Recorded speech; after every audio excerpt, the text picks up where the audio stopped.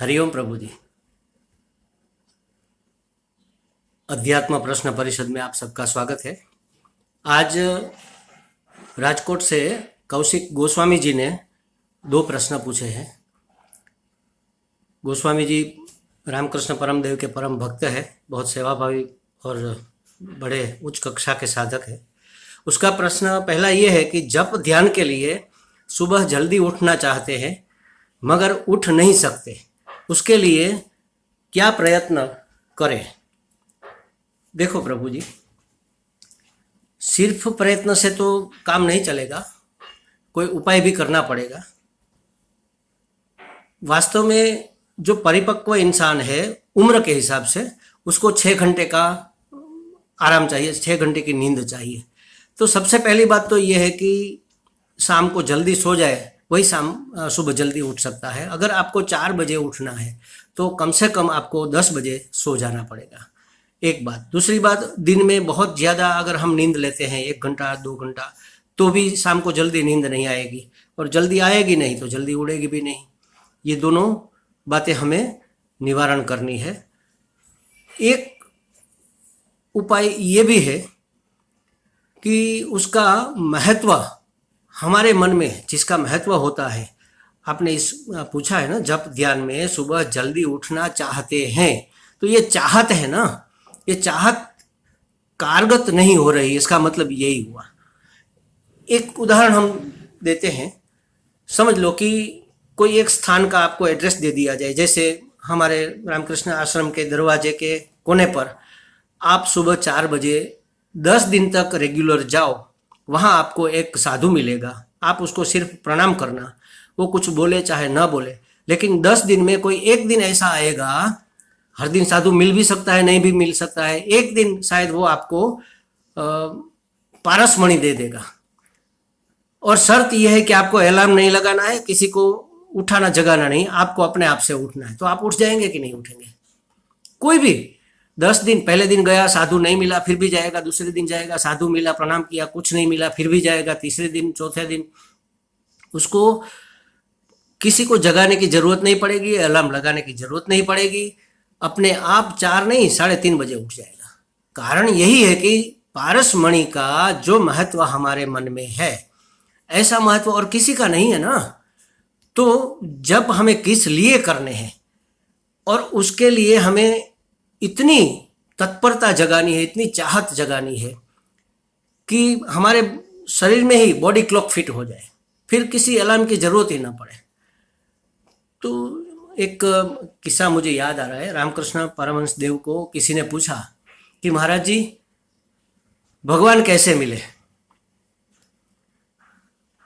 परमहंस देव जी ने कहा कि तुम्हारे प्रश्न में ही तुम्हारे प्रश्न का जवाब है।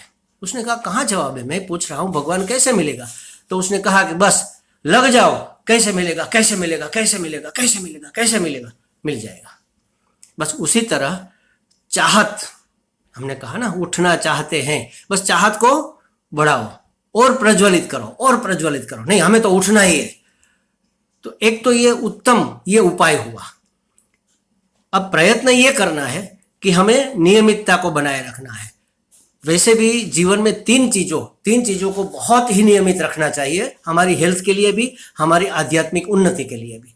एक तो सोना और जागने का समय, दूसरा भोजन का समय, और तीसरा टॉयलेट का समय। आप इस 3 चीजों को अगर संभाल लोगे, आपकी जिंदगी संभल जाएगी महाराज।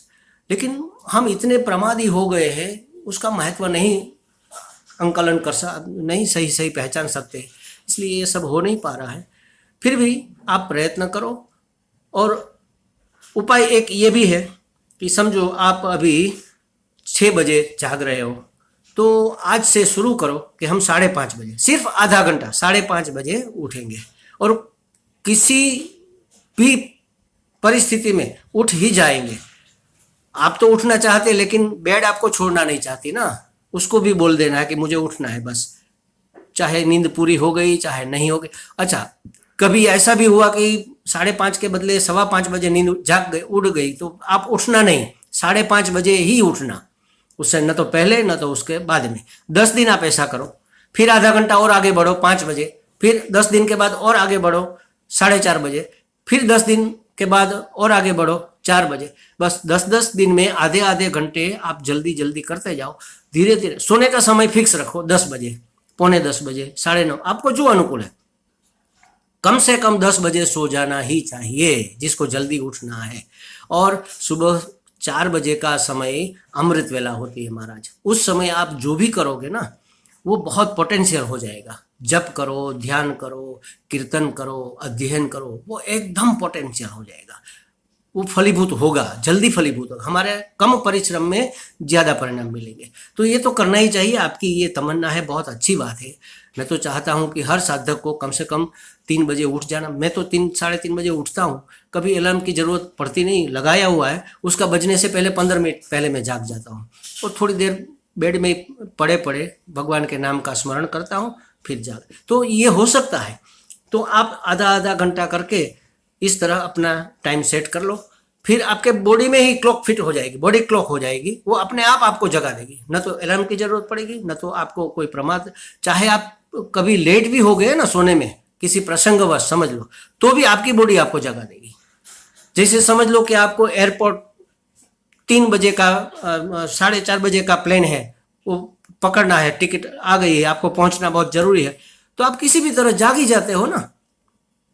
जिस चीज का महत्व हमारे मन में एकदम निश्चित और दृढ़ हो जाता है, उसके लिए हमें कुछ किसी सहायता की जरूरत नहीं पड़ती महाराज। हमारा मन ही हमें ये सब करने के लिए प्रेरित, मन में उसका महत्व प्रस्थापित होना चाहिए। बस एक सबसे पहली बात यही है कि मन को उसका महत्व समझा दो, तो फिर ये हो जाएगा।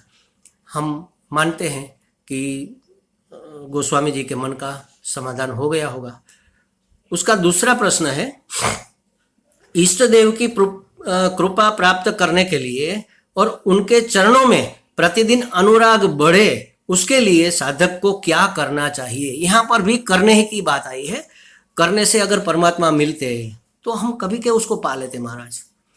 इसका मतलब ये भी नहीं है कि नहीं करना है, करना भी है और नहीं भी करना है। देखो समझो इस बात को। जैसे इसको कहते हैं पुरुषार्थ और प्रारब्ध। प्रारब्ध से, कृपा से परमात्मा मिलता है, लेकिन पुरुषार्थ तो हमें करना ही करना है। एक बच्चा, किसी गांव का बच्चा, दोपहर की स्कूल की ब्रेक में बाहर जाता है। गांव में तो स्कूलें होती है नदी के किनारे पर। वहीं पर एक पेड़ लगा था आम का सीजन था। एक आम लटक रहा था, थोड़ा ऊपर था। बच्चे ने देखा कि चलो इस आम को खाएंगे।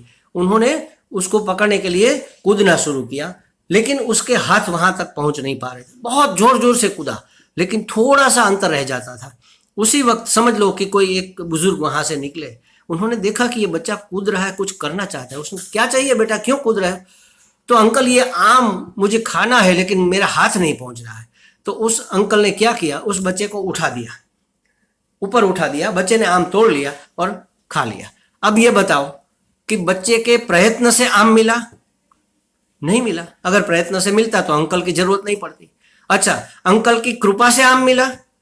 अगर उसकी कृपा से मिलता तो उसको कूदने की जरूरत नहीं पड़ती। वो बैठा होता, अगर पेड़ के नीचे अगर बैठा होता, तो उससे कोई पूछता ही नहीं कि क्या कर रहे हो, क्या क्या चाहिए तुम्हें। तो उसका प्रयत्न देखकर किसी को कृपा करने की प्रेरणा मिली। हमारे सदगुरुदेव स्वामी श्री विदितात्मानंद जी महाराज कहते हैं कि भगवान जैसे नल होता है ना पानी का, तो उसमें पानी तो भरा है, उसको टेप करना पड़ता है, उसको खोलो, पानी अपने आप आएगा। बस परमात्मा की कृपा को हमें टेपिंग करना है, उसको इनवाइट करना है, और उसके लिए हमें उसके प्रति अभिमुख रहना है। उसकी कृपा तो बरस ही रही है, समझ लो। इष्ट देव की कह लो, इष्ट मतलब जो हमें प्रिय है, जो हमारे इष्ट है, जो हमें चाहिए, ऐसा जो देव, जो जिसने हमको अपना सर्वस्व माना है, उसकी कृपा की प्राप्ति के लिए हमें क्या करना है। ये महत्व का प्रश्न इसलिए है कि हम ये मानते हैं कि हम कुछ करेंगे तब उसकी कृपा हमको मिलेगी। ऐसा नहीं है प्रभु जी। जैसे बारिश तो हो ही रही है। एक स्टोरी मैं आपको छोटी सी सुनाता हूँ। एक घर में लाइट चली गई, पानी खत्म हो गया और रसोई का समय हो गया। तो माँ ने अपनी बेटी को कहा कि बेटी, पानी बिल्कुल एक बूंद भी नहीं है और लाइट भी नहीं है, ताकि हम डिपवेल में से पानी निकाल कर ऊपर टंकी में डाल दे। टंकी बिल्कुल खाली है, घर के बर्तन सभी खाली है, बारिश आ रही है। तो तुम जाओ, ये पतीली लेकर बारिश में से थोड़ा खड़ी रह जाओ, थोड़ा पानी भरकर वहां से लेकर आओ। 10-15 मिनट तक वो लड़की खड़ी रही, माँ ने बुलाया, वो आ गई, पतीली में एक बूंद पानी नहीं। पानी तो नहीं, पतीली अंदर से बिल्कुल कोरी। अरे क्या किया, पानी की नदियां बह रही है और तुम्हें एक बूंद भी पानी नहीं मिला। मम्मी आपने तो कहा था कि बारिश में खड़ी हो जाओ पतीली लेकर, हम खड़े हो गए, पानी नहीं आया। अच्छा कैसा, कैसे खड़ी हो गई? पतीली उल्टी रखी थी, बरस तो रहा था, पतीली उल्टी रखी थी, उसको क्या करना चाहिए था? सुलटी करनी चाहिए थी। इसको कहते अभिमुखता।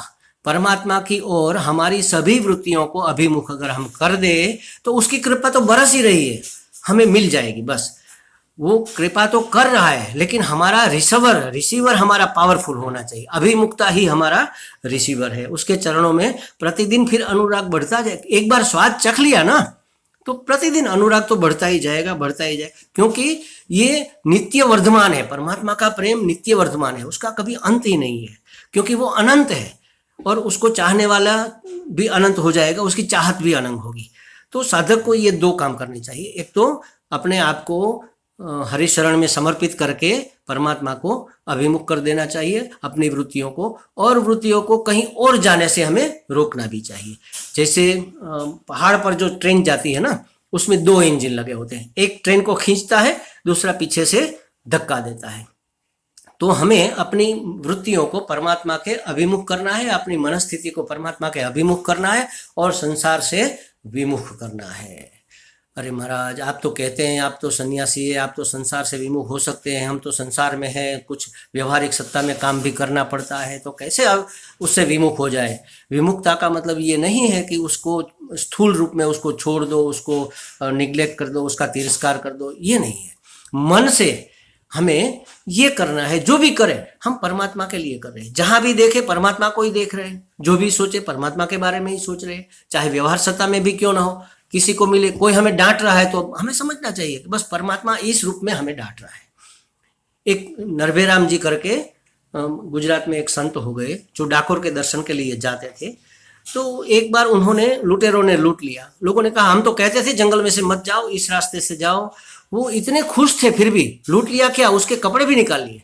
गुजराती में उन्होंने एक पंक्ति लिखी, हेंडी हाली ठाकुर आयवा जन नरभाना वस्त्र लीधा लोक कहे छे कोड़ी वाला। देखो क्या कह रहे हैं कि सामने से आकर परमात्मा ठाकुर जी हमारे पास आए और अपने हाथ से हमारे वस्त्र निकाल कर ले गए। देखो कितनी कृपा की उन्होंने मांगे भी नहीं, हमें देने भी नहीं पड़े, सामने से आकर हमारे वस्त्र। और लोग समझ नहीं रहे, पहचान नहीं रहे, वो कहते हैं कि ये तो लुटेरे थे।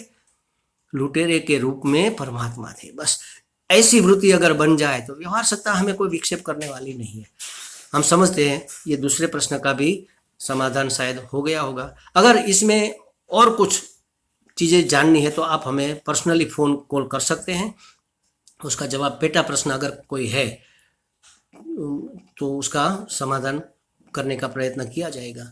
सभी साधकों को ये भी रिक्वेस्ट है कि ऐसे ही अगर हमें यह प्रश्न परिषद को चालू रखना है, आपको इसमें से कुछ मिल रहा है, कुछ सत्संग या कुछ समाधान आपका हो रहा है, तो आप भी कहीं ना कहीं से प्रश्न करो और किसी और को भी पूछो। प्रश्न करने के लिए आप कह सकते हो।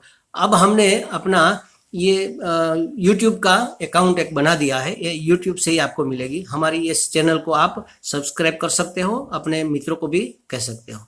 हरि ओम।